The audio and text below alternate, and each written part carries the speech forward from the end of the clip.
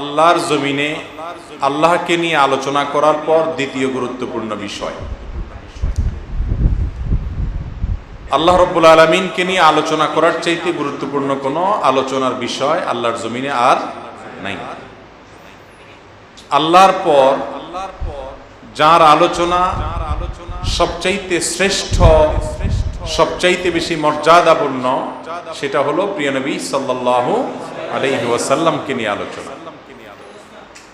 আর আজ যে বিষয় নিয়ে আমরা কথা বলবো ইনশাআল্লাহ, এই বিষয়টি হলো প্রিয় নবী সাল্লাল্লাহু আলাইহি সাল্লামের একান্ত ব্যক্তিগত পার্সোনাল লাইফ বললে যেটা আমরা বুঝে থাকি, সেই জীবনের কিছু ঝলক আমরা আপনাদের সামনে শেয়ার করব ইনশাআল্লাহ। আমাদের পারিবারিক জীবনগুলো, দাম্পত্য জীবনগুলো, সংসারগুলো দিন যত যাচ্ছে তত আস্তে আস্তে দুর্বল হচ্ছে না শক্তিশালী হচ্ছে? দুর্বল হচ্ছে। যারা একটু বয়স্ক মুরব্বী আছেন তাদেরকে জিজ্ঞাসা করে দেখেন, তাদের সঙ্গে তাদের স্ত্রীর যে সম্পর্ক, আমাদের ইয়াং জেনারেশন আমাদের সাথে আমাদের পরিবারের আমাদের স্ত্রীর যে সম্পর্ক, তার চাইতে তাদের সম্পর্কগুলো অনেক ভালো ছিল না খারাপ ছিল? আমাদের সাথে আমাদের আজকালকার যুগের ছেলে মেয়েদের বা ইয়াংদের ফ্যামিলি লাইফ অনেক স্ট্রং নাকি মুরব্বীদেরটা বেশি স্ট্রং ছিল? কোনো সন্দেহ আছে? মুরব্বীদের আমলে এত মার্কেট, এত দোকান ছিল? ওই চাচার জিজ্ঞাসা করে দেখেন, চাচিদের কি এত দোকানে মার্কেটে আনতে পারছে? কিন্তু আমরা মাশাআল্লাহ স্ত্রীদের চাহিদা পূরণ করার জন্য ক্যাটালগ দিয়ে দিচ্ছি, মডেল শুধু তুমি বাইসা দাও, বাকি কাজ শাহ আলমের সে করবে ইনশাআল্লাহ। ঠিক না ভাই? ঠিক। এরপরেও কি আমরা দাম্পত্য জীবনে খুব সুখী? ঢাকা শহরে যে পরিমাণ বিবাহ বিচ্ছেদের ঘটনা প্রতি বছর হয়, প্রতি বছর আগের বছরের রেকর্ড ভঙ্গ হয়ে যায়, প্রতি বছর আগের বছরের রেকর্ড ভঙ্গ হয়ে যায়। গত বছর যে পরিমাণ বিবাহ বিচ্ছেদ হয়েছে এবছর তার চাইতে বেশি। এভাবে প্রত্যেক বছর বিবাহ বিচ্ছেদের হার আস্তে আস্তে বাড়ছে। একটা দুর্ভিক্ষ চলছে। স্বামী স্ত্রীর মধ্যকার সম্পর্কগুলোকে সুমধুর করবার জন্য কিছু আইডিয়া আমদানি করা হচ্ছে আমাদের কাছে। সেটা হলো, একটা অচেনা মানুষের সাথে বিয়ে হয়ে হঠাৎ করে তার সাথে বসবাস কেমন লাগে, এই জন্য আগে থেকে গেট টুগেদার, একটু বোঝাপড়া, একটু চেনা জানা, একটু ভাবের আদান প্রদান, এগুলো করে কিছুটা জড়তা দূর করার চেষ্টা হয়। এগুলো করে সংসারগুলো কি টিকছে না আরো ভাঙছে? যারা নাটক করে, অভিনয় করে আপনাকে আমাকে প্রেম ভালোবাসার সবক দেয়, নোবেলে, উপন্যাসে, নাটকে, সিনেমাতে, তাদের সংসারগুলো কি আমাদের মতো না আরো দুর্বল?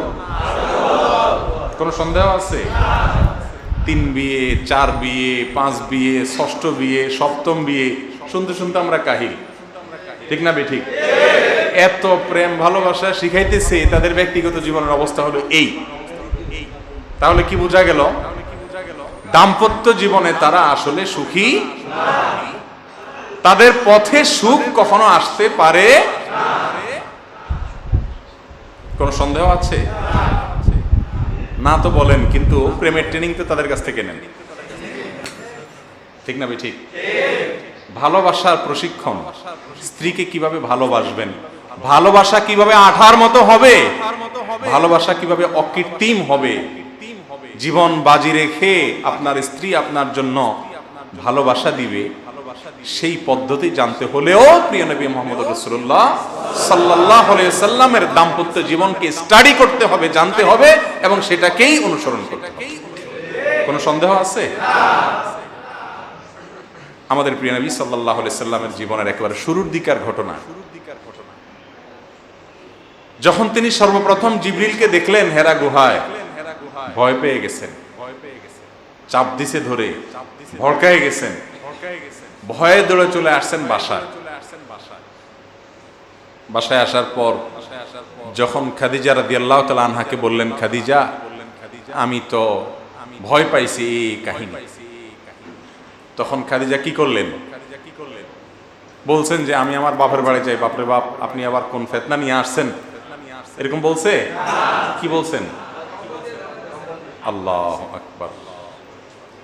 কাল্লা লা ইউখজিকাল্লাহু আবাদা। আরে কি বলেন আপনি এসব?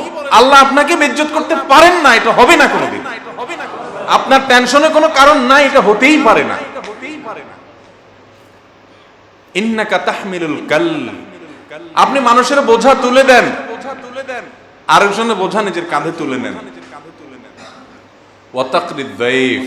আপনি মেহমান নামাজি করেন, মেহমানকে ফিরিয়ে দেন না খালি মুখে।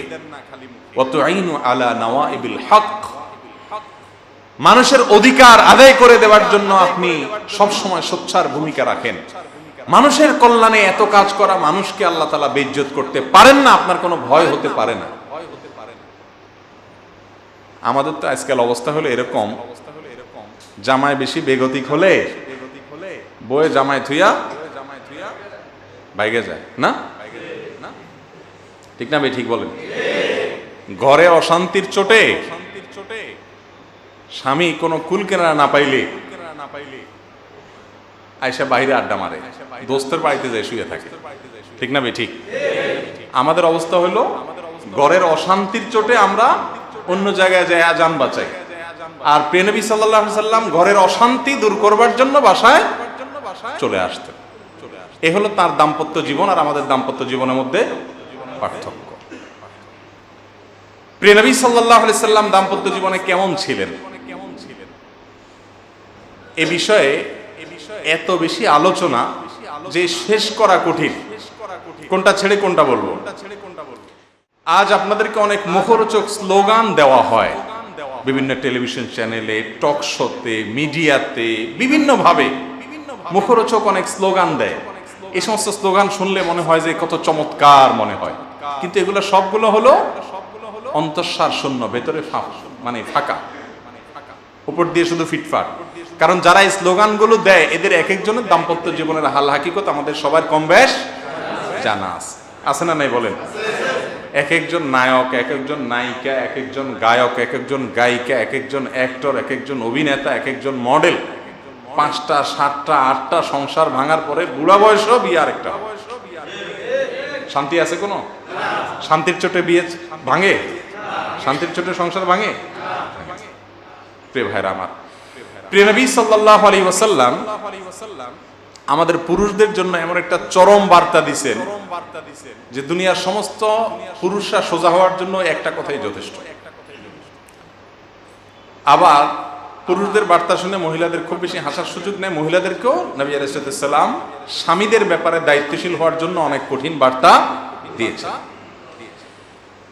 রাসূল করিম সাল্লাল্লাহু আলাইহি সাল্লাম বলেছেন, খায়রুকুম খায়রুকুম লি আহলি ওয়া আনা খায়রুকুম লি আহলি। তোমাদের মধ্যে সবচাইতে উত্তম ব্যক্তি, এই মজলিসে আমরা যত মানুষ আছি আমাদের ভিতরে সবচাইতে ভালো মানুষ কে, এর তালিকা নির্ভর করবে আমাদের একটা চারিত্রিক সনদপত্রের উপরে। আর সেই চারিত্রিক সনদটা দিবেন কে? স্ত্রী। স্ত্রী যদি সনদ দেয় যে আমার স্বামী লোকটা আসলেই ভালো মানুষ, ওনার মতো মানুষ হয় না, তাহলে আপনি আল্লাহর খাতায়ও ইনশাআল্লাহ ভালো। আপনার যদি অন্যান্য ফরজ বিধানগুলো মানা হয়, আল্লাহর সমস্ত নাফরমানি থেকে বেঁচে থাকেন, আর একটা সার্টিফিকেট বউকে ফুসলিয়া ফাসলিয়া নিতে পারেন, তা ইনশাআল্লাহ আল্লাহর খাতায় আপনি ভালো হিসাবে নাম উঠে যান। এটা আমার কথা না, প্রিয় নবী সাল্লাল্লাহু আলাইহি ওয়াসাল্লাম বলেছেন, ওয়া আনা খায়রুকুম লি আহলি। তোমরা তোমাদের বউয়ের কাছে যত ভালোই হইতে না পারো না কেন, আমি তোমাদের সবার মধ্যে স্ত্রীর কাছে, পরিবারের লোকদের কাছে সবচাইতে ভালো।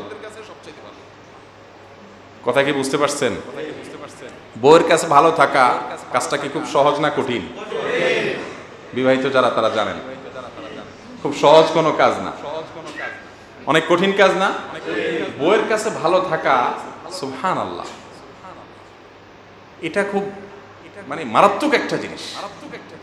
এটা করতে হলে আপনাকে কি কি লাগবে জানেন? 1 নম্বরের কাজ হলো আপনাকে আপাদমস্তক একটা বেকুব সাজতে হবে। বাসায় যতক্ষণ থাকবেন কোনো পণ্ডিতই চলবে না, একদম আগাগোড়া সোজা সরল একটা বোকাশোকা মানুষ সাজবেন, পণ্ডিতি যা করার সব বাইরে করবেন। কারণ আপনার জান্নাতে যাওয়ার ঠেকা আছে না নেই? রবের কাছে সার্টিফিকেট দাখিল করতে হবে। সেখানে গিয়ে যদি বলেন আমার কমিশনার সব চারিত্রিক সনদপত্র দিয়েছে, উড়াই ফেলে দেবে ফেরেশতা। তোমার কমিশনার তোমার চরিত্রে কি জানে?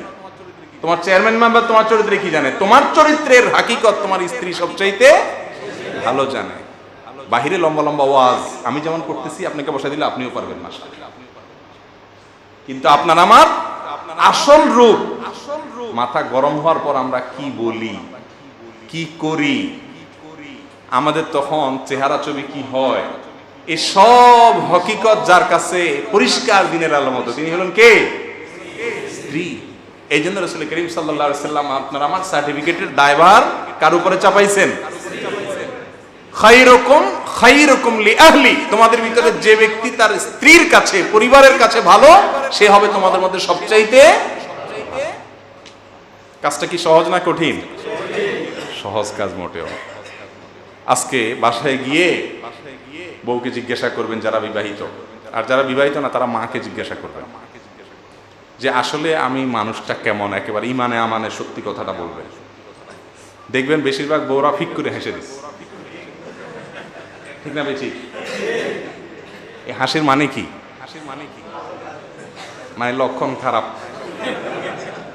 ঠিক না বে ঠিক? এই হাসির মানে হলো, ওরে চান্দু তুমি মানুষটা কেমন আমি বলতাম, হায় হায় রে। প্রিয় ভাইরা আমার, সিরিয়াসলি বলছি, আপনার পরিবারের সদস্য শুধু স্ত্রী না, আপনার মা, আপনার বোন, আপনার ভাই, আপনার সন্তান, তারা যখন আপনাকে মন থেকে বলবে যে আসলে তার মতো ধৈর্যশীল, তার মতো ভদ্র, তার মতো নম্র, তার মতো সবরওয়ালা মানুষ আর হয় না, তখন আল্লাহ রাব্বুল আলামিনের কাছে আপনি ভালো হতে পারবেন ইনশাআল্লাহ। চেষ্টা করা যাবে না ইনশাআল্লাহ? আল্লাহ তাআলা আমাদের সবাইকে তৌফিক দান করুন।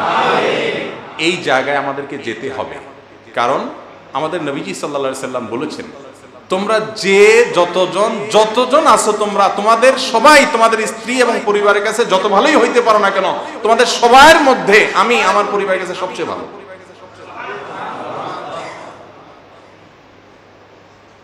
একজন স্ত্রী নিয়ে আমরা হিমশিম খাই, কত গন্ডগোল, ফাসাদ, ঝগড়া ঝাঁটি, মারামারি, কাটাকাটি, গালিগালাজ, ছেঁড়া ভাঙ্গা চূড়া, মানে অবস্থা খারাপ, তুলকালাম। আর প্রিয় নবী সাল্লাল্লাহু আলাইহি সাল্লামের কয়জন ছিলেন? আল্লাহ, কোথাকার এক একজন, আরেকজন আরেক দেশের, আরেকজন আরেক জায়গার। একজন ছিল ইহুদিদের বংশধর, সাফিয়া রাদিয়াল্লাহু তাআলা আনহা। আরেকজন এসে খোঁচা মেরে দিয়ে গেছে, তুমি ইহুদির মেয়ে, বসে বসে কাঁদতেছে। নবীজি এসে দেখতেছেন কান্না করতেছে, বলে কাঁদতেছো কেন? বলে ইয়া রাসূলুল্লাহ, আমাকে বলছে আমি নাকি ইহুদির মেয়ে। হ্যাঁ, ইহুদির মেয়ে তো ঠিক আছে। প্রিয় নবী সাল্লাল্লাহু আলাইহি সাল্লাম বলছেন, আরে সাফিয়া, তোমার যে কপাল, পৃথিবীতে এই কপাল আর নারী তো দ্বিতীয়টা নেই। কিভাবে? বলে তুমি নবীর মেয়ে, মুসা আলাইহিস সালামের বংশধর, ইহুদি। আবার তোমার চাচা নবী হারুন আলাইহিস সালাম, মুসা আলাইহিস সালামের ভাই। আবার তোমার স্বামী নবী, আমি। নবী সাল্লাল্লাহু আলাইহি ওয়াসাল্লাম নিজের কথা বলতেছে। তোমার চাচা নবী, তোমার বাপ নবী, তোমার স্বামী নবী, এরকম তিন দিক থেকে নবীর সাথে সংশ্লিষ্টতা আছে। এরকম মহিলা কে আছে? এরা তোমাকে এই সমস্ত বলে তো হিংসা করে। কিভাবে স্ত্রীর মনে সান্ত্বনা দিতে হয়, শুধু এটুকু বলে থামেন নাই, আবার যারা এটা বলছে তাদেরকে শাসন করেছেন, এই কেন এই সমস্ত কথা বলেছ। আমরা হলে তো এক চোট নিয়ে ফেলতাম, তাই না? আয়েশা রাদিয়াল্লাহু তাআলা আনহা, তার বাসায় প্রিয় নবী সাল্লাল্লাহু আলাইহি ওয়াসাল্লাম ছিলেন। তিনি এক একজন এক এক স্ত্রীর কাছে থাকতেন এক এক দিন। যেদিন যার বাসায় থাকতেন, খাবার দাবার তিনি অ্যারেঞ্জ করতেন, তার বাসায় তিনি মেহমান।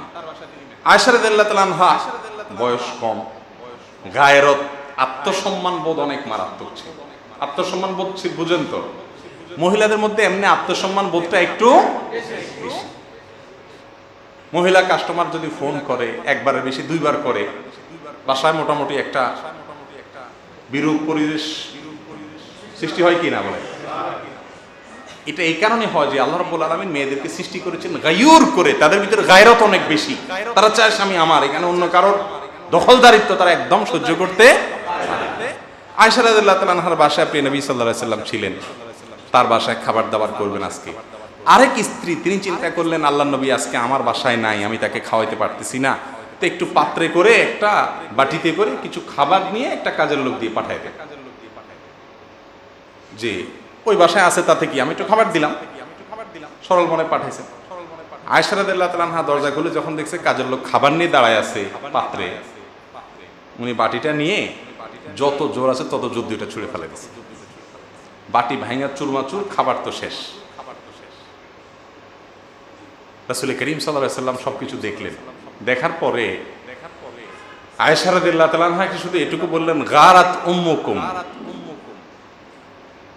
তোমার মা অনেক আত্মসম্মান বোধ, তার তুমি অনেক আত্মসম্মান বোধওয়ালা বংশের মেয়ে, তোমার ইজ্জতে অনেক বেশি লাগে, এটা বুঝতে পারছি আমি। তিনি নিজে গিয়ে বাটির ওই ভাঙা অংশগুলো কুড়ে নিয়ে আসলেন, এনে হুবহু এরকম আরেকটা বাটি বাসায় ছিল, সেই বাটিটা নিয়ে কাজের লোকটার হাতে দিয়ে বললেন, একদম কোনো টু শব্দ করবা না, ওখানে যায় যদি বলে যে এখানে এই কাহিনী ঘটছে তাহলে বিশ্বযুদ্ধ গৃহযুদ্ধ সব লাগবে কিনা। এই জন্য প্রিয় নবীজি বললেন, খবরদার একদম কোনো শব্দ নাই, বাটিটা যেমনি সেমনি নিয়ে দিবা। উনি মনে করবে যে খাবার রেখা বাটি দিয়ে দিচ্ছে, বাটি একরকম দেখতে, একই রকমের বাটি। আমরা হলে কি করতাম? এই খাবার পাঠাইছে আমার জন্য মহব্বত করে, আর তুমি বাটি ভাঙিয়া ফালাইলা, একটা বিহিত এটার হইতে হবে, এটা কি করলা তুমি, অন্তত এটুকু বলতাম কিনা। স্ত্রী যখন রাগান্বিত হয় তখন স্বামী সবর করতে হয়, শাসন করতে হলেও স্বাভাবিক অবস্থার পরে করতে হয়। এই শিক্ষা প্রিয় নবী সাল্লাল্লাহু আলাইহি ওয়াসাল্লাম আমাদেরকে দিয়েছে, ঠিক না ঠিক? সৌদি আরবের একজন বড় আলেম ডক্টর আয়েদ আল কারনি, মুসলিম বিশ্বের সবচেয়ে জনপ্রিয় আলেমদের মধ্যে থেকে একজন, তার এক বক্তব্যে তিনি দারুণ কিছু টপিক চুজ করেছেন, পারিবারিক শান্তি কিভাবে সৃষ্টি হবে বিষয়। প্রিয় নবী সাল্লাল্লাহু আলাইহি ওয়াসাল্লাম তার পরিবারের সদস্যদের সাথে কেমন ছিলেন, এগুলোর উপরে ভিত্তি করে বিভিন্ন ছোট ছোট ক্লিপ তিনি করেছেন। তার মধ্যে একটা ক্লিপে তিনি বলেছেন, দারুণ কিছু বুদ্ধি দিয়েছেন। বললেন যে যাদের বাসা বাড়িতে সবসময় ছোটখাটো যুদ্ধ লাগে থাকে মোটামুটি, তাদের জন্য একটা বুদ্ধি হলো, আপনাদের বাসায় শান্তি আসার একমাত্র উপায় হলো আপনারা সবাই আপাদমস্তক বোকা সাজবেন। বোকা সাজার কোনো বিকল্প হতে পারে না। বাসায় পণ্ডিত যারা সাজে তারা কখনো ভদ্রলোক হতে পারে। ভদ্রলোকরা বউয়ের কাছে বিড়াল সাজে আর বাহিরে বাঘ থাকে, আর অভদ্র লোক আর ছোট লোকরা বাহিরে বিড়াল থাকে, বাসায় বাঘ সাজে। কথা কি বুঝাতে পারছি? মহিলারা উল্টাপাল্টা করবে, অযৌক্তিক কথা বলবে, মেজাজ গরম হওয়ার মতো কথা বলবে, তারপরেও ওইটাকে হাসি মুখে বরণ করে নিতে হবে। ওই যে সার্টিফিকেট লাগবে তো আপনার, ঠেকা আছে তো, ঠেকা যে কিচ্ছু করার নেই। জান্নাত পাইতে হইলে, আল্লাহর কাছে ভালো থাকতে হলে, আল্লাহ নবী সাল্লাল্লাহু আলাইহি ওয়াসাল্লামের চোখে ভালো থাকতে হলে এই মহিলার সার্টিফিকেট নেওয়া ছাড়া কোনো পথ খোলা নাই, কোনো পথ খোলা নেই। এই জন্য তার কাছে ভালো থাকার জন্য যা দরকার তা করতে হবে। এই জন্য আয়েদ আল কারনি হাফিজাহুল্লাহ একটা পরামর্শ দিয়েছেন চমৎকার। তিনি বলেছেন, আমার এই পরামর্শের উপরে আমল করে আমার ইউনিভার্সিটির ছাত্ররা, বহু মানুষ আমাকে জানাইছে যে আমাদের জীবনে আমূল পরিবর্তন পাইছি, পুরো পরিবর্তন হয়ে গেছে, সব বাসার যে সেটআপ পুরো চেঞ্জ। বুদ্ধিটা কি? তিনি বললেন যে আপনারা যখন বউ কোনো কারণে রেগে যাবেন, স্ত্রী যখন খেপবেন, এখন আক্রমণ শুরু হচ্ছে, আপনি আগে থেকে প্রস্তুত থাকবেন যে আমি এখন একেবারে মক্তবের ছাত্র। দেখছেন মক্তবের ছাত্র প্রথম প্রথম আলিফ বাতাসা সবক নেয়, হুজুরের কাছে বসে একেবারে দোজানো হয়ে কাঁপা কাঁপা থাকে। মক্তবের ছাত্র দেখেন নাই? মক্তবের ছাত্রের মতো একটা ভাব, রিয়েল ভাব ধরার চেষ্টা করবেন এবং বলবেন ঠিক, এই অমানবিক, এই অমানসিক কাজ আমার দ্বারা হওয়া উচিত না। কি বলবো বলো, আমার নিজেরই লজ্জা হয়, তোমার কাছে কি বলবো? ঠিকই, তুমি তো কোনো অন্যায় বলো নাই, অযথা হুদাই বলবে পরিপূর্ণভাবে, একেবারে অন্তর থেকে। আমি সরি বলার মুখ আমার নাই, আসলে আমার যে কি হওয়া উচিত আমার নিজেরই বুঝতেছি আমি। আল্লাহ আমাকে মাফ করো, আমার জন্য দোয়া করো, আল্লাহ যেন আমাকে মানুষ করে দেয়। আর হবে না এই সমস্ত, আর আমি এই সমস্ত এই আকাম কুকাম আর করবো না, ফালতু কথা আমি আর বলবো না, এত নিচু কথা আমি বলছি, আমার ভাবতে লজ্জা হয়, আমি সরি।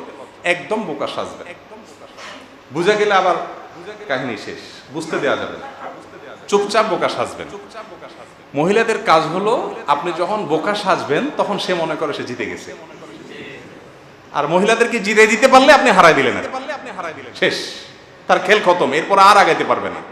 এবার যখন ঝড় বাতাস সব শেষ হয়ে যাবে, তুফান টুফান সব শেষ, এবার আপনি পুনর্বাসন শুরু করবেন। কথা কি বুঝাতে পারছি? তখন দেখবেন ইনশাআল্লাহ দাম্পত্য জীবনে অশান্তি আস্তে আস্তে কমবে। মহিলাদের যখন রাগ উঠে, এটা পুরুষদের ক্ষেত্রে একই কথা প্রযোজ্য, বিশেষ করে মহিলাদের ক্ষেত্রে, তখন তাদের রাগ উঠতে দিতে হয়। আপনি যদি পাল্টা আবার জবাব দেন, কি বললা তুমি, তাহলে পরেরটা আর মুখে থাকবে না, ঠিক না বেঠিক? মুখ থেকে হাতে চলে যাবে, সেখান থেকে কোথায় কোথায় চলে যাবে টেরও পাবেন না।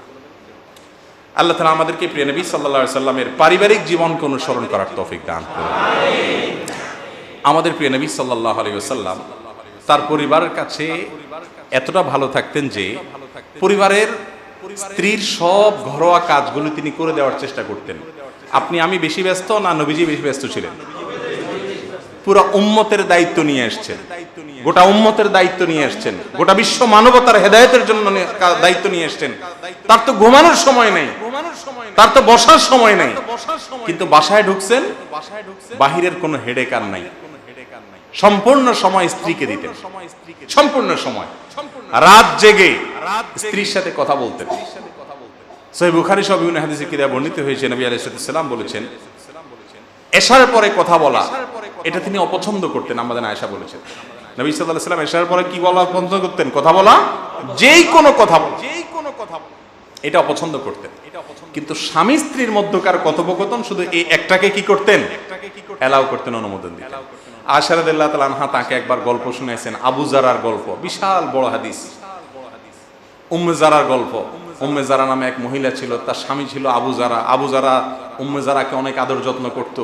10 মহিলা মিলে তাদের স্বামীর গল্প শুনাইছে, তার ভিতরে জিতে গেছে উম্মে জারা, তার স্বামী সবচেয়ে বেশি আদর করত। রাসূল আকরাম সাল্লাল্লাহু আলাইহি ওয়াসাল্লাম পুরো গল্প শুনছেন। আজকাল আমাদের বউদের গল্প শোনার সময় আছে আমাদের? বেশি গল্প শুনলে তুমি এত কথা বলো কেন, তোমার ইদানিং একটু কথা জোর বাড়িয়ে গেছে, এরকম বলি কি বলি না আমরা? বউদের কথা শুনি না। রহমতুল্লিল আলামিনের মতো ব্যস্ত মানুষ ঠান্ডা মাথায় গল্প শুনতেছেন, কোথায় কোন 10 মহিলার গল্প পুরাটা শুনছেন, শুনে শেষে বলছেন যে এই 10 জন মহিলা তাদের স্বামীদের গল্প দিছে, এর ভিতরে উম্মে জারা তার স্বামী সবচেয়ে ভালো বোঝা গেল। আয়েশা, তোমার জন্য আমি উম্মে জারার জন্য আবু জারা যেরকম, আমি তোমার জন্য সেরকম। কিভাবে স্ত্রীর দিলজয়ী করার, স্ত্রীর মনোরঞ্জন করার, তাকে খুশি করার চেষ্টা করতেন। আয়েশা রাদিয়াল্লাহু তাআলা বলেন, ইয়া রাসূলুল্লাহ, খেলা দেখবো। মসজিদে নববীতে ইথিওপিয়ানরা হাডুডুবা এই টাইপের একটা খেলা খেলে, যেটা আরাবিয়ানরা মদিনা মক্কার মানুষরা দেখে না আগে কখনো হয়। আমাদের আয়েশা বলেন, ইয়া রাসূলুল্লাহ, আমি খেলা দেখব। রাসূল করিম সাল্লাল্লাহু আলাইহি ওয়াসাল্লাম বলছেন, চলো যাই, খেলা দেখতে যাই। চিন্তা করেন, রহমাতুল্লিল আলামিন খেলা দেখতে নিয়ে যাচ্ছে বউকে। মসজিদে নববীর পাশেই তার হুজরা, এখান থেকে বের হয়ে এমন একটা পজিশনে বসলেন যেখান থেকে খেলা পরিষ্কার দেখা যাচ্ছে, খেলতেছে সাহাবীরা। আমাদের আয়েশা রাদিয়াল্লাহু তাআলা আনহাকে পেছনে বসাইলেন, পিঠের পিছনে, কারণ মহিলা মেয়ে মানুষ পর্দা করতে হবে। পেছনে বসাইয়া বললেন, আমার কাঁধের উপরে এরকম থুতনি দিয়া বসো, এভাবে কাঁধের উপরে থুতনি দিয়া বসো, তাতে শুধু এখানে একটা কল্লা থাকবে, আর পুরো বড়ি তো পেছনে। দূর থেকে যারা খেলোয়াড় বা অন্য কেউ বুঝতে পারবে না যেখানে আরেকটা মানুষ আছে। কৌশল খেয়াল করছেন? স্ত্রী পর্দাটাও ঠিক থাকলো, খেলা দেখলো। আয়েশা রাদিয়াল্লাহু তাআলা আনহা বলেন, আল্লাহর কসম, সেদিন যতক্ষণ পর্যন্ত আমি না বলছি যে ইয়া রাসূলুল্লাহ আর দেখবো না, চলেন বাসায় যাই, তার আগ পর্যন্ত তিনি উঠেন নাই, বসেছিলেন। তার খেলা দেখার সময় আছে? নবীজির খেলা দেখার মতো সময় তার হাতে থাকার কথা না, কিন্তু স্ত্রী খেলা দেখতে বলেছেন, তার বিনোদনের দিকে খেয়াল করতে হবে, চলে গেছেন।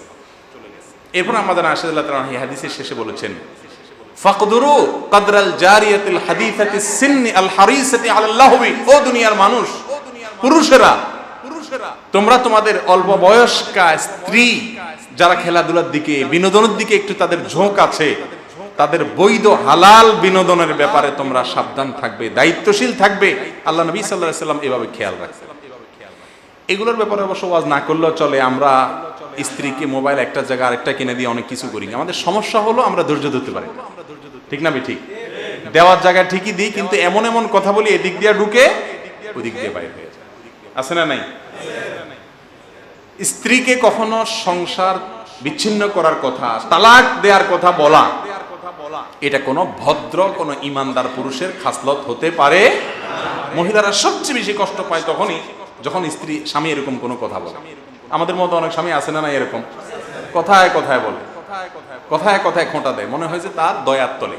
একটা সহজ কথা বলি, মুসলিম ফ্যামিলিতে স্ত্রীরা স্বামীদের জন্য যত বড় নেয়ামত,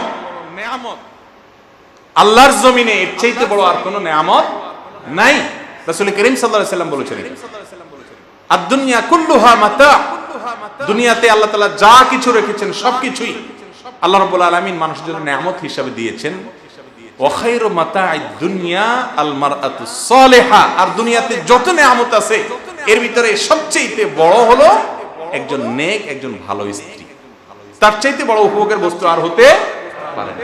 আপনি চিন্তা করেন, আপনার সন্তান জন্ম দিবে, আপনার চরিত্রটা ঠিক রাখবে, আপনার ঘরে সমস্ত কাজ করবে। আরে ভাই, কাজের লোক যদি রাখেন বাসায়, মাসে কত টাকা দেওয়া লাগে? 5,000 10,000 টাকা দিয়ে 24 আওয়ার্স কাজের লোকের সার্ভিস পাওয়া কঠিন হয়ে যায়। সেখানে কাজের লোকের সার্ভিস পাচ্ছেন, আপনার চরিত্র হেফাজত করতেছে ফুল, এরপরে আপনার বাচ্চা কাচ্চা জন্ম দিচ্ছে, আপনার পরবর্তী বংশধর দাঁড় করায় দিচ্ছে। আর কি চান? এই সার্ভিসগুলোর যদি মূল্য দিয়ে হিসাব করেন, কিয়ামত পর্যন্ত মূল্য পরিশোধ করা যাবে?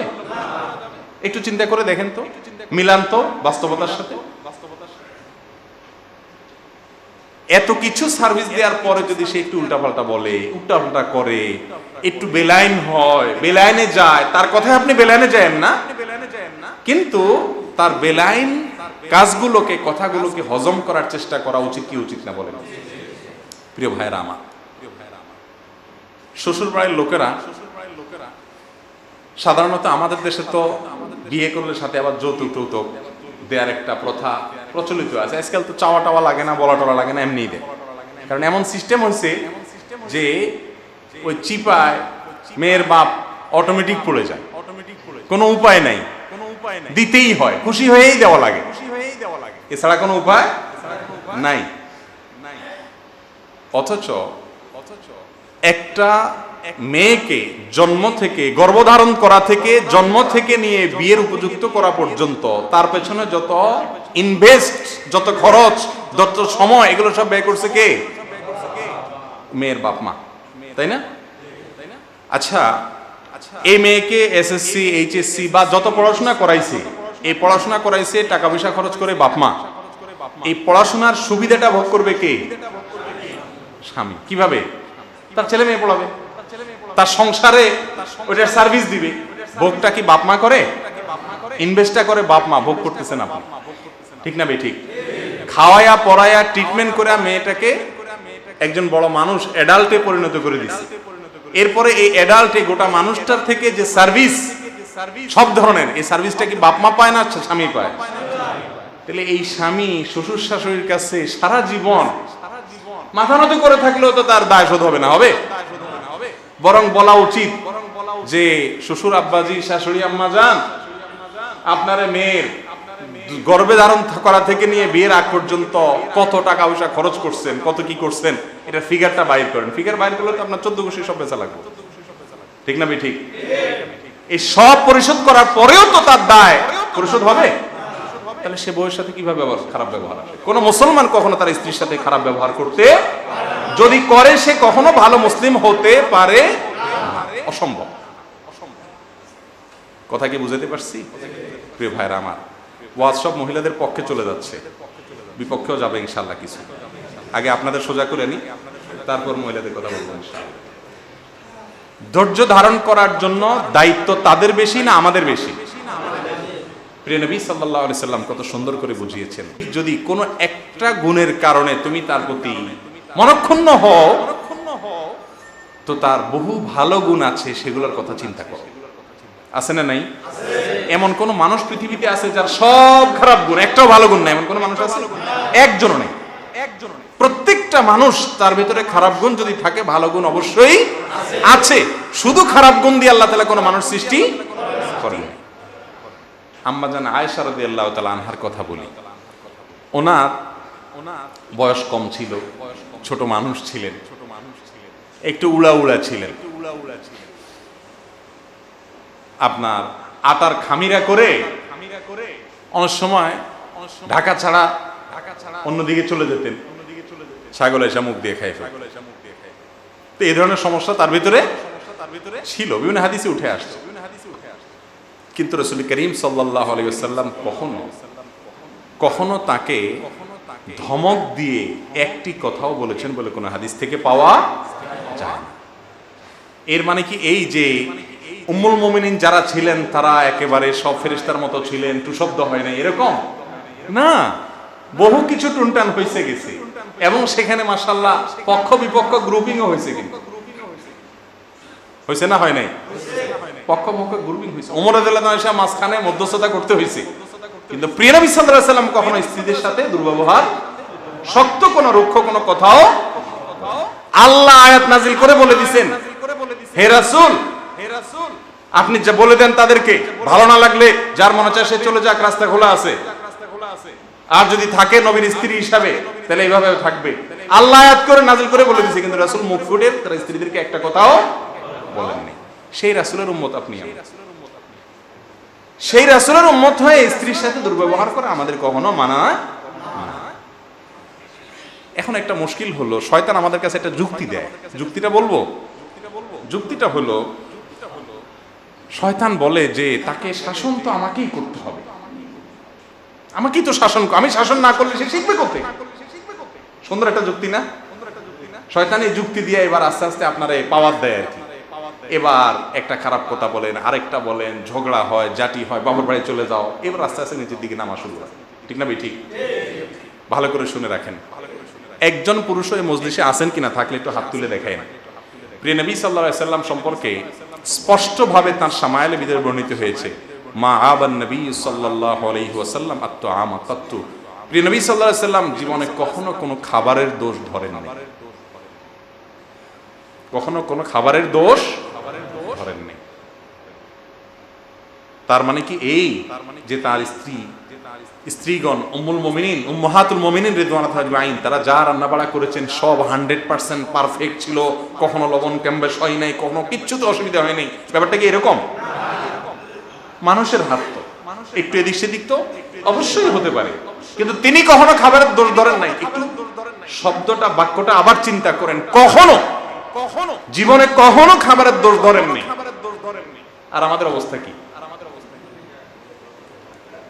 এবার হাত তোলেন দেখি, বুকের পাটায় বল থাকলে হাত তোলেন যে আমি জীবনে কোনোদিন কখনো বলে নাই খাবারের দোষ, এই লবণ কম হয়েছে, মরিচ বেশি হয়েছে, এই ডালটা একটু পানি বেশি হয়ে গেছে, একটু বেশি ঘন হয়ে গেছে, এরকম কোনো দোষ কখনো ধরি নাই। এরকম কোনো মানুষ থাকলে হাত তোলেন দেখি।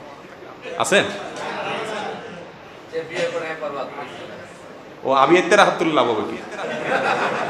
আবিয়াত্তের আমি তুললে হবে না, আপনাদের হাত তুলতে হবে না। আবিয়াত্তের হাত তুলতে বলছি নাকি? মাশাআল্লাহ, বিবাহিতদের দুইটা হাত তুলছে, আলহামদুলিল্লাহ। আল্লাহ তাআলা আমাদেরকে এই হাতগুলো আরো বেশি হাত তোলার তৌফিক দান করুন। প্রিয় ভাইরা আমার, ভালো করে শুনেন, প্রিয় নবী সাল্লাল্লাহু আলাইহি সাল্লাম খাবারের দোষ কখনো ধরেন নাই। আর আমাদের অবস্থা হলো কি? যত ভালো করে বেচারি রাঁধুক, কত কষ্ট করে যে রান্না বাড়া করে। এই যে লকডাউনে মহিলাদের কষ্ট পুরুষরা মোটামুটি, বেশিরভাগ পুরুষরা মোটামুটি বুঝার তৌফিক হয়ে গেছে। ঠিক না ভাই? ঠিক। একদিন একটু শখ করে আর আনতে গেছেন তো বাপের নাম মায়ের নাম সব মুখ দিয়ে বাইরে। ঠিক না ভাই? ঠিক। কি কষ্ট তারা করে, আপনি মনে করেন যে আপনি সারাদিন দোকানদারি করেন, ব্যবসা করেন, কষ্ট করেন, মহিলা বোধহয় বাসা বসে আরাম করে। তার উপর দিয়ে যে কি ঝাঁকুনিটা যায়, বাচ্চাদেরকে সামলানো, বাসা সামলানো, রান্না বাড়া করা, এগুলো মোটামুটি লকডাউনে যারা ভদ্র পুরুষ তারা কিছুটা আঁচ করার সুযোগ পেয়েছে। আমাদের অবস্থা হলো যে আমাদেরকে রান্নাবাড়া করে আমাদের বউরা কখনো সন্তুষ্ট করতে পারে না। এক মহিলা, তার স্বামী এত অমানুষ, মহিলা বেচারে যেভাবেই রান্না করো স্বামী একটা দোষ ধরেই বসে। এটা তার এটা মুদ্রা দোষ। দোষ ছাড়া কখনো তার খাবার হয় না, একটা কিছু বাহির করবেই। তো মহিলা শিক্ষিত, বুদ্ধিমতী মানুষ, তো একবার হিসেব করে নোট করছে যে এই কোন কোন জায়গায় দোষগুলা ধরে।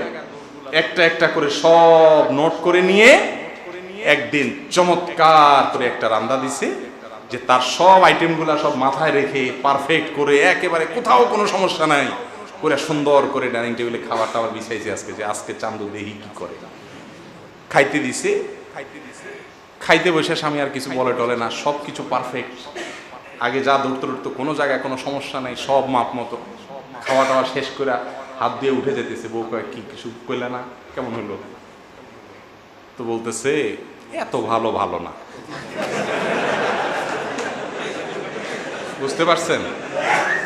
এত ভালো, এত এত ভালো হইলে কেমনে? দোষটা ধরতে পারছেন? রোগটা কোথায়? রোগটা হলে একটা খুদ ধরবে, একটা খুদ তাকে ধরতে হবে। প্রিয় ভাই আমার, আমাদের জান্নাতে যাওয়ার প্রয়োজনে, আমাদের মালিককে খুশি করার প্রয়োজনে, আমাদের প্রিয় নবী সাল্লাল্লাহু আলাইহি সাল্লামের খাতায় ভালো মানুষের তালিকায় নাম লেখানোর প্রয়োজনে আমাদেরকে আমাদের পরিবারের লোকদের কাছে কি থাকতে হবে? ভালো থাকতে হবে। হাদিয়া তোহফা দেওয়ার ওয়াজ করে লাভ নাই। এটা মাশাআল্লাহ সবাই চেষ্টা করে কম বেশি স্কেল দিতে, কৃপণ সেও চেষ্টা করে বউরে কিছু হাদিয়া তোহফা দিতে। সমস্যা হলো যখন কোনো ব্যত্যয় হয়, ব্যতিক্রম কিছু হয়, যখন ভুল কিছু হয়ে যায়, তখন চান্দি গরম হয়। ঠিক না ভাই? ঠিক। এই চান্দিটা গরম করা যাবে, মাথাটা ঠান্ডা রাখতে হবে, সবর করতে হবে, আল্লাহকে খুশি করার জন্য চেষ্টা করা যাবে তো ইনশাআল্লাহ। আমাদের প্রিয় নবী সাল্লাল্লাহু আলাইহি ওয়াসাল্লাম বাসায় পরিবারের লোকদের সাথে কাজ করতেন, ঘরোয়া সব কাজ করতেন। আমাদের আয়েশাকে জিজ্ঞাসা করা হয়েছিল, রাসূল করিম সাল্লাল্লাহু আলাইহি ওয়াসাল্লাম যখন বাসায় থাকেন তখন তিনি কি করেন? কি করেন? আমাদের আয়েশা বলেন, তিনি কখনো তার জুতা ঠিক করেন, কখনো তার জামা সেলাই করেন, কখনো আমাদের মেয়েলি যে কাজ আছে, ঘরোয়া যে কাজ আছে, সেই কাজগুলোতে তিনি অংশগ্রহণ করেন, সহযোগিতা করেন। এই ছিল আমার নবী সাল্লাল্লাহু আলাইহি ওয়াসাল্লামের আখলাক পরিবারের লোকদের সাথে। আর আমাদের মোবাইলটা আতাইতে আইতে কলিং বেল দেই, কলিং বেল টিপে বেশিরভাগ পুরুষ ফেসবুক আর ইউটিউব ঘাঁটতে ঘাঁটতে, দরজা খোলার পরে কি বই খুললো না পোলাপানি খুললো এসব দেখা দেখি টাইম নেই, একেবারে ঘুমানো পর্যন্ত মুনাজাতে থাকে, টেলিফোন মোবাইলে মুনাজাতে থাকে। ঠিক না ভাই? ঠিক বলেন। মহিলারাও কম যায় না, এরাও ওই দরজা খুলতে আসছে, তাও মোবাইল টিপতে টিপতে এসে খুলছে। ঠিক না ভাই? ঠিক। তো বইয়ে মোবাইল নিয়ে ব্যস্ত আছে, স্বামীও তার মোবাইল নিয়ে। দাম্পত্য জীবনে শান্তি আসমান থেকে নাজিল হবে নাকি? এটা কি শান্তির কোনো কাজ হচ্ছে? বাসায় যখন যাবেন, বাহিরের জগতের সমস্ত চিন্তাধারা, টেনশন, পেরেশানি সবগুলো বাহিরে ফেলে ধুয়ে তারপরে পরিবারের কাছে যাবেন। মনে রাখবেন, বাসায় আপনি ঘুমাইতে যান না, বাসায় আপনার কিছু লোক আছে তাদের হক আদায় করতে চান। কথা কি বুঝাতে পারছি? হাসি মুখে তাদের সাথে কথা বলা, সুন্দর মুখে তাদের সাথে কথা বলা। রাসূল করিম সাল্লাল্লাহু আলাইহি ওয়াসাল্লাম বলেছেন, তোমার স্ত্রীর মুখে যে খাবার তুলে দাও তুমি, এটা তোমাকে সদকার সওয়াব এনে দিবে। এখন স্ত্রীর মুখে কি তুলে দিবেন? মোবাইল টিপতে টিপতে খান, আপনি নিজেই তো জানেন না কি খেতে, বউরে খাওয়াবেন কোত্থেকে? ঠিক না ভাই? ঠিক। আমি একটা কথা বলি, এই যুগে মানুষের জাহান্নামে যাওয়ার যত কারণ আছে, মাধ্যম আছে, তার মধ্যে সবচেয়ে বড় মাধ্যম হলো এই মোবাইল। বিশ্বাস করুন, এগুলো আমাদের সবচেয়ে জানের শত্রু। এই মোবাইল আমাদের বাচ্চাদেরকে শেষ করে দিচ্ছে। এখন পোলাপান খায়ও না মোবাইল চালানো ছাড়া। এটা কি ভালো জিনিস না খারাপ জিনিস? মোবাইলের যে লাইট, যে আলো, বড়দের চোখ ধ্বংস করে দেয়, বাচ্চাদের চোখে পরের কথা, কিন্তু বাচ্চা মোবাইল ছাড়া খায় না। ঠিক না ভাই? ঠিক। বাচ্চার মা মোবাইল ছাড়া রাঁধে না। ঠিক না ভাই? ঠিক। ইউটিউবে দেখে রান্না শিখে এরপরে রাঁধে।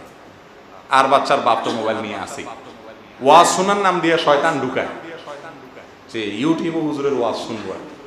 ওয়াজের পরে আরো কত কত গলিতে চলে যায়, তার কোনো খোঁজ খবর আর থাকে না। বিশ্বাস করেন, দাম্পত্য জীবনে অশান্তির জন্য সবচেয়ে বড় যে কয়েকটা মাধ্যম আছে, 1, 2, 3 করে যদি বের করা হয়, সবচেয়ে বড় শত্রু এবং সবচেয়ে বড় মাধ্যম হলো এই স্মার্টফোন। কোনো সন্দেহ আছে? ধ্বংস করে ফেলছে পরিবার, যত পরকীয়া এসব মোবাইল থেকে। ঠিক না? ঠিক বলেন। এই জন্য যাদের একান্ত প্রয়োজন নাই, নিজেকে নিয়ন্ত্রণ করার ক্ষমতা নাই, তাদের জন্য এগুলো ব্যবহার করা জায়েজ নেই। উচিত না।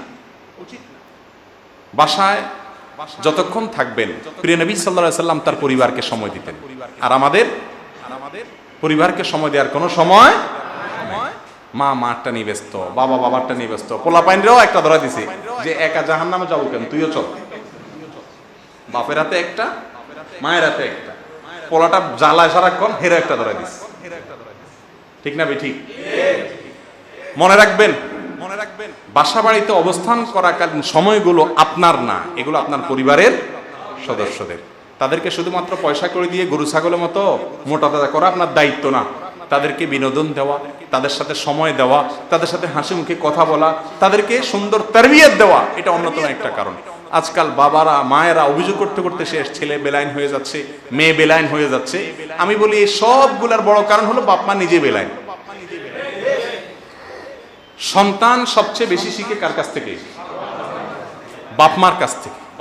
বাবা মার কাছ থেকে যতটা সন্তান শিখে কোন শিক্ষা প্রতিষ্ঠান থেকে এতটা শিখে না। অতএব ম্যানার্স, আখলাক, এটিকেটস, এই সব শিক্ষার সবচেয়ে বড় স্কুলের নাম হলো মা বাবা। যে সংসারে বাবা মা তাহাজ্জুদের নামাজ পড়েন তাদের ছেলে ইনশাআল্লাহ ফজর অবশ্যই পড়বে। যেই বাবা তার বাবার জুতাটাকে বগলে নিয়েছে করে নিয়ে যায়, ওই সন্তান তার বাবাকে যখন দেখবে বাবা আমার দাদার জুতাকে এত ইজ্জত করতেছে, সে তার বাপের অন্তত জুতার উপরে পাড়া দিতে বিবেকে বাঁধবে। ঠিক না ঠিক বলেন?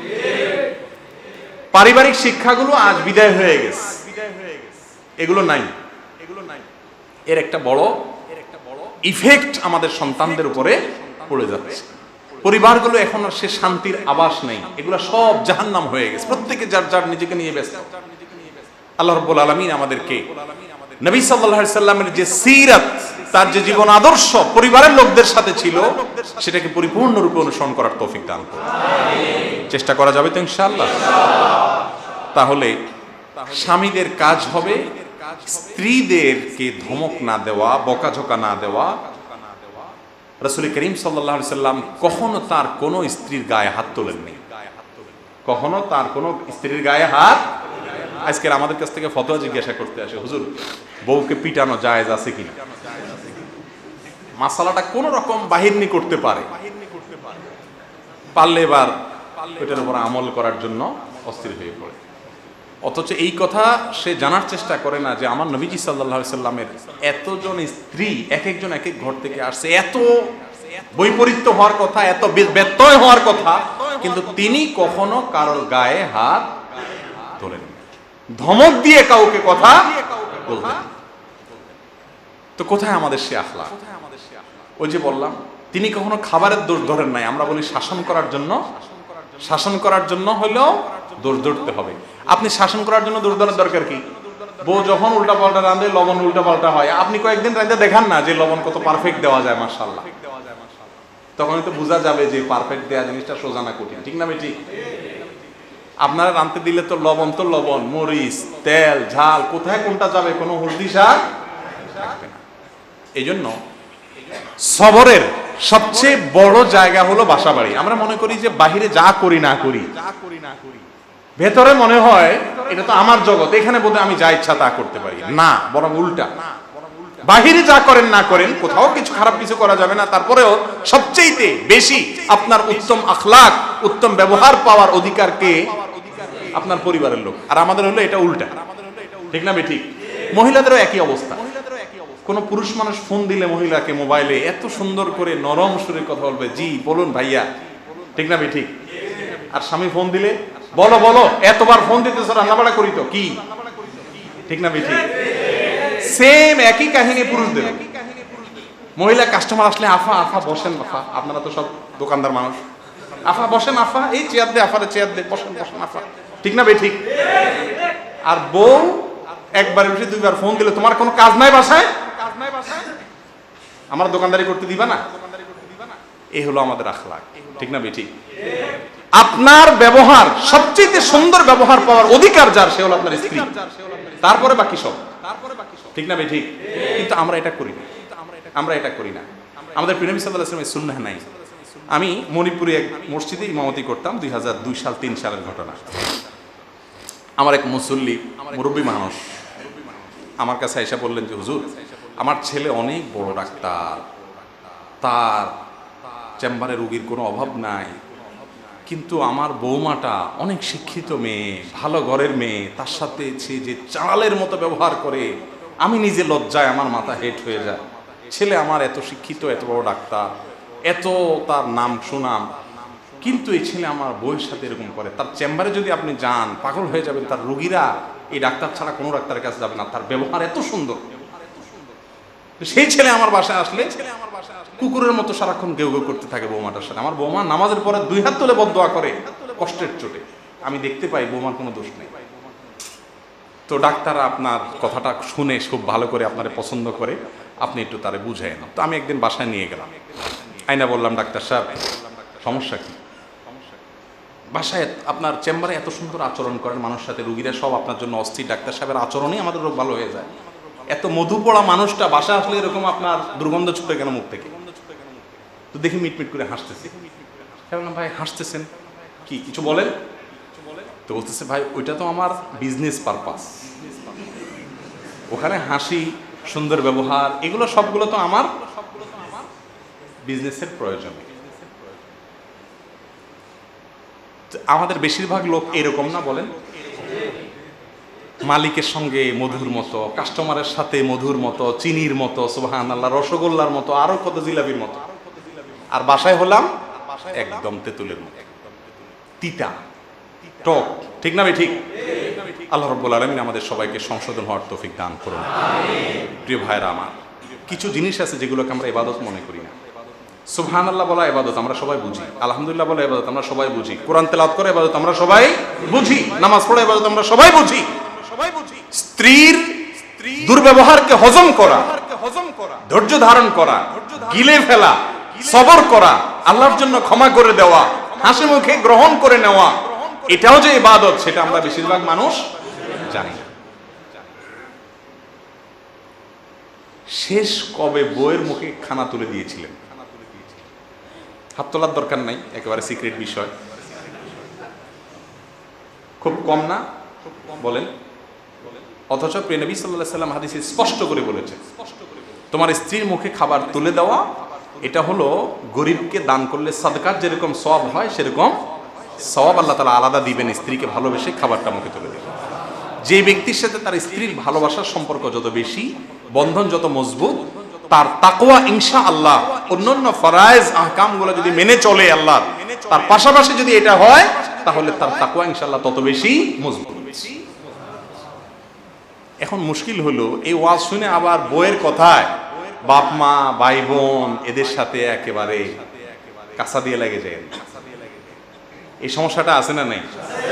অনেক বউর কথা হলো যে সব ঠিক আছে, তুমি শুধু এই তোমার ভাই বোনের ব্যাপারে তোমার যে অতিরিক্ত নাক গলাগুলি এইটা বেশি করো, তুমি এটা করি। বউরা এরকম করে কি করে না?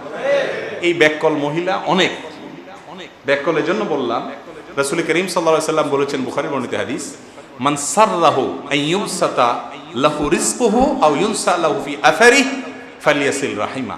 যে ব্যক্তি চায় তার রিজিক আল্লাহ বাড়ায় দিক, দোকানে কাস্টমার বাড়ুক, তার জীবনে আল্লাহ তাআলা বরকত দান করুক, এটা যে চায় তার জন্য অব্যর্থ মহৌষধ হলো তার আত্মীয় স্বজনের সাথে, রক্ত সম্পর্কীয় লোকগুলোর সাথে সম্পর্ক যেন বিল্ড আপ করে। যার প্রয়োজনের সাথে, রক্ত সম্পর্কীয় আত্মীয়দের সাথে সম্পর্ক যত গভীর, আল্লাহ রাব্বুল আলামিন ওই ব্যক্তির জীবনে তত বেশি বরকত দান করে। এখন একজন বুদ্ধিমতী স্ত্রী তিনি বরং তার স্বামীকে বলবেন, তোমার ভাই বোনের সাথে, মা বাবার সাথে আরো বেশি সম্পর্ক বিল্ড আপ করো, তাহলে আমারই লাভ, কারণ তোমারে বরকত আল্লাহ দিবে, লাভ আমার। ঠিক না বেঠিক? এর মহিলা নিজের পায়ে নিজে কুড়ালাঘাত করে, কুঠারাঘাত করে। কারণ স্বামীকে যদি তার রক্ত সম্পর্কীয় লোকগুলো থেকে ছিন্ন করা হয়, তাতে মহিলার লাভ না ক্ষতি? ক্ষতি, কারণ স্বামীর হায়াত কমবে, স্বামীর রিজিক কমবে, স্বামীর বরকত কমবে। এই জন্য অনেক পুরুষ আছে স্ত্রীকে ভালোবাসতে গিয়ে ভালোবাসার ওয়াজ করা লাগে না, এত ভালোবাসা বাসে যে ভালোবাসতে গিয়া স্ত্রীকে খুশি করতে গিয়া বাপ মা ভাই বোন সব তালাক দিয়ে ফেলে। ঠিক না বেঠিক? এর রোগী আছে না নাই? এখানে ব্যালেন্স করতে হবে। ব্যালেন্স কিরকম আমি বলি, বউ যদি সারাক্ষণ আপনারে কান পড়া খাওয়ায় আর ব্যাককল মহিলা হয়, না বুঝে, তাহলে এর সাথে হো হো যা করা দরকার সব করবেন, হো হো যা করা দরকার সব হো হো করবেন, আর তলে তলে আপনার যা করা দরকার সেটাও ঠিক মতো করবেন। ঠিক তো বললেন, এরপরে কি সার্টিফিকেট পাবেন সেটা জানেন? এরপরে বউ বলবে যে বলদ মানুষ, ঠিক না বে ঠিক? এত বুঝাই, আমার কাছে আসলে ঠিকই বুঝে হো হো করে, আবার সেখানে গেলে ঠিক আবার পোল্ট্রি মানে বেকুব সেকুব মানুষ। আর এই সার্টিফিকেট যদি বোর কাছে পাইতে পারছেন একবার যে আপনি বলদ, তাইলে আপনি কাজ খিলাফ হবে। বুঝেন নাই কথা? মহিলারা সবচাইতে বেশি পছন্দ করে কোন স্বামী? বেকুব সেকুবটাই। যত বেকুব সাজতে পারবেন তত তার কাছে ভালো হইতে পারবেন। আপনার সাতক্ষণ মাপ, মারে দেখবেন, বাপরে দেখবেন, ভাই বোনকে দেখবেন, আত্মীয় স্বজনের হক আদায় করবেন, সবকিছু করবেন। এদিকে বউ যখন ধাতানে দিবে, বসার তর্ক করবেন, এই আমার বাপ মার আমি দেখবো, তোমার কি এত লম্বা কথা, তোমার বাপের খাই দেই না দেই, আমার টাকা দেই, তোমার কি, এগুলা কইছেন তো শেষ। আর ভাত আপনার ওই সংসারে জুড়বেন। আপনি কি করবেন? ঠিকই কইছো, আমার আসলে হিসাব নিকাশ করা উচিত, মনে থাকে না আমার এগুলা, পুরা পাঠ নিবেন। এই পাঠ নেওয়ার পরে কি হবে? বয়ে বলবে যে তুমি একটা বোকা শোকা, তোমারে বললে ঠিকই বুঝো, আবার জায়গা মতো কি করবা বলো, আমি আসলে এরকম, নিজের নিজে বচ্ছনা দিবে। এটা হলো একটা বুদ্ধি। কত বুদ্ধি নিজের খেয়াল শিখাবো? জায়গায় জায়গায় অ্যাপ্লাই করতে হবে, জায়গায় জায়গায় অ্যাপ্লাই করতে হবে। আর আসলে মন থেকেই স্ত্রীদের কাছে বোকা সাজার ভিতরে একটা আনন্দ আছে। সব জায়গায় বীরত্ব দেখানোর মধ্যে কি নাই? আনন্দ নাই। আমি আমার নিজের কথা একেবারে অনেস্টলি যদি আপনাদের বলি, আমি চেষ্টা করি আমার পরিবারের কাছে একেবারে বিড়াল সেজে থাকার জন্য। শুধু স্ত্রী না, সন্তানদের কাছে এমন একটা ভাব ধরি, ছেলে মেয়ে ওরা মনে করে আরে কি আব্বু যে কি একটা মানুষ না, ওরা খুব খুশি, মানে ওরা অনেক শেয়ানা, আব্বু একটু বেশি। সবাই, প্রত্যেকটা লোক বিশ্বাস করেন, সমস্ত স্ত্রীদের এটাই চাহিদা যে আমার স্বামীটা কি থাকুক, একটু বোকাশোকা থাকুক, উঠামু বসামু, কথায় কথায় উঠবেন বলবেন, লেফট রাইট করবেন, যত শুনবেন তত, কিন্তু গল্লির ঠাও ঠিক রাখবেন। আপনার যে হক আল্লাহর পক্ষ থেকে বাপমার প্রতি, ভাই বোনের প্রতি, বইয়ের কথা, সেটা বাদ দূর করা যাবে? খবরদার, ওই জায়গা ঠিক থাকতে হবে। অনেকে এই জিনিসগুলো না বোঝার কারণে সমস্যা তৈরি হয়। হয় বইয়ের দিকে বেশি ঝুঁকে পড়ে, বাপমার হক নষ্ট করে, অথবা বাপমা ভাই বোনের দিকে বেশি ঝুঁকে স্ত্রীর হক নষ্ট করে। প্রত্যেকের হক এবং অধিকার জেনে তার অধিকারকে আদায় করা, এবং সে যদি আমাকে ডিস্টার্ব করে, অনেক সময় বাপমাও ডিস্টার্ব করে, সেক্ষেত্রে বাপমাকেও অত্যন্ত কৌশলে ম্যানেজ করা শিখতে হয়। মুসলমান এত বোকা হওয়া উচিত না যে তাকে চরকি দিয়ে সারাক্ষণ ঘুরাবে, সে ব্যালেন্স করা শিখতে হবে। আল্লাহ তাআলা আমাদের সবাইকে তৌফিক দান। কোন অবস্থাতেই দাম্পত্য জীবনে স্ত্রীকে খুশি করতে গিয়ে মা বাপ, ভাই বোন বা রক্ত সম্পর্কীয় যারা আছে তাদের কোনো হক নষ্ট করা যাবে না। আমার এতক্ষণের ওয়াজ শুনে যদি আপনি আজ থেকে নিয়ত করেন, বইয়ের কথা এখন লেফট রাইট, উঠবো বসবো, দৌড় দিব, ঢুকবো, একেবারে গোলাম সাইজা যাব, সাজেন ভালো কথা, কিন্তু বউ যদি অন্যায় কিছু করতে বলে তখন কোনো অবস্থাতেই করবেন না। শাসন যদি কখনো করতে হয়, সে শাসনের ভিতরে মধু মাখা থাকবে, ছেঁচড়ামি থাকবে না। রাসূল করিম সাল্লাল্লাহু আলাইহি সাল্লাম বলেছেন, আর রিফকু মা কানা ফি শাইইন ইল্লা জানা ওয়া মা নুজিআ মিন শাইইন ইল্লা শানা। নম্রতা, কোমলতা, এটা এমন একটা জিনিস যেই কোনো বস্তুর সাথে এই নম্রতা যুক্ত হলে সেটা সুন্দর হয়ে যায়। আর কোন সুন্দর জিনিস থেকে যদি নম্রতাটা না থাকে, তুলে দেওয়া হয়, তাহলে এটা ত্রুটিযুক্ত হয়ে যায়। একজনকে দাওয়াত দিচ্ছেন, নামাজের জন্য বলতেছেন, কিন্তু আপনার আচরণ যদি কর্কশ হয়, তাহলে ওই ভালো কথাটাও খারাপ হয়ে যায়। আরেকজনকে শাসন করতেছেন, কিন্তু সেই শাসনের ভিতরে যদি নম্রতা থাকে, কোমলতা থাকে, তাহলে ওই কোমলতার কারণে শাসনটাও মনে হয় আদর। ঠিক না বেঠিক? স্ত্রীকে শাসন করবেন আদরের সুরে, শাসন ছাড়া যাবে না। শাসন করবেন আদরের সুরে। স্ত্রী যেন এই জিনিসটা বুঝতে পারে যে আমার স্বামী আমাকে ভালোবেসে শাসন করেছে, সে আমার শত্রু না, চালালে মতো আচরণ করবেন না। মনে থাকবে তো ইনশাআল্লাহ? আমাদের প্রিয় নবী সাল্লাল্লাহু আলাইহি সাল্লামের ব্যক্তিগত জীবনের কোনো অধ্যায় ভাই বাকি রাখেন নাই। যত বড় বড় পণ্ডিত দেখবেন, মনীষী দেখবেন, সবার পার্সোনাল লাইফ বলতে একটা গোপন অধ্যায় জীবনের থাকে না? থাকে না? টিভিতে আইসা দেখবেন লম্বা লম্বা সবক দেয়, টকশোতে আইসা জাতিকে বুদ্ধি বিক্রি করে, বাসায় বউ পিডায়, কাজের মেয়ে পিডায়। প্রায় শোনেন না আপনারা এগুলা? প্রায় শোনেন না এই সমস্ত? তার মানে জীবনের কিছু অধ্যায় আছে যেগুলো মিডিয়ার ইয়েতে ক্যামেরায় আসে না, সে অধ্যায়গুলো অনেক নোংরা, ঠিক না ঠিক? আল্লাহ রাব্বুল আলামিন তার রাসূল সাল্লাল্লাহু আলাইহি সাল্লাম সম্পর্কে আমাদেরকে বলেছেন, লাকাদ কানা লাকুম ফি রাসূলিল্লাহি উসওয়াতুন হাসানাহ, তোমাদের জন্য আল্লাহর রাসূলের মধ্যে উত্তম আদর্শ আছে। এমন এক নমুনা আল্লাহ পাঠাইছেন ওনাকে, এমন এক মডেল আল্লাহ ওনাকে পাঠাইছেন যে ওনার জীবনের কোনো ব্যক্তিগত বা গোপন অধ্যায় বলতে কোনো কিছু, স্ত্রীর সাথে সহবাস করাকালীন সময়ে তার নীতি কি ছিল, সে বিষয়গুলো উম্মাহাতুল মুমিনিন তার স্ত্রীগণ বিভিন্ন হাদিসের পরতে পরতে আমাদেরকে বাতলে গেছে। আছে না নাই? টয়লেটের ভেতরে মলত্যাগ করার পর কিভাবে পরিচ্ছন্ন হয়েছে, একেবারে প্রাইভেট বিষয় না, ব্যক্তিগত বিষয় না, এগুলা কেউ কারোর কাছে শেয়ার করার জিনিস। এই জিনিসটা পর্যন্ত প্রিয় নবী সাল্লাল্লাহু আলাইহি সাল্লামের তিনি হাদিসের মাধ্যমে আমাদেরকে পবিত্রতার অর্জনের পদ্ধতি শিক্ষা দিয়েছেন না, দেন নাই? সাহাবী আবু হুরায়রা রাদিয়াল্লাহু তাআলা আনহু তিনি একবার যখন বললেন যে আমাদের প্রিয় নবী সাল্লাল্লাহু আলাইহি সাল্লাম আমাদেরকে সবকিছু শিক্ষা দেয়, এমনকি টয়লেট সারার পর কিভাবে পরিচ্ছন্ন হবে সেই শিক্ষাটাও দেয়। তখন একজন অমুসলিম প্রশ্ন তুলল যে এটা কোনো কথা হইল, তোমাদের রাসূল তোমাদেরকে এই ছোটখাটো জিনিস, একান্ত পার্সোনাল লাইফের এইটা একটা শিক্ষা দেওয়ার জিনিস হলো? তখন সাহাবী ওই ব্যক্তিকে বললেন যে দেখো, আমাদের প্রিয় নবী সাল্লাল্লাহু আলাইহি সাল্লাম বড় সব বিষয়তে শিক্ষা দেন, এই ছোট বিষয়গুলো বাদ দেন না। বাবা মার কাছে ছোট সন্তানের কোনো কিছু গোপন থাকে? ছোট সন্তানকে কিভাবে মল ত্যাগ করার পরে পরিষ্কার করতে হয় মা শিখাই দেন না? বাবা মা এগুলো শিখান কি শিখান না?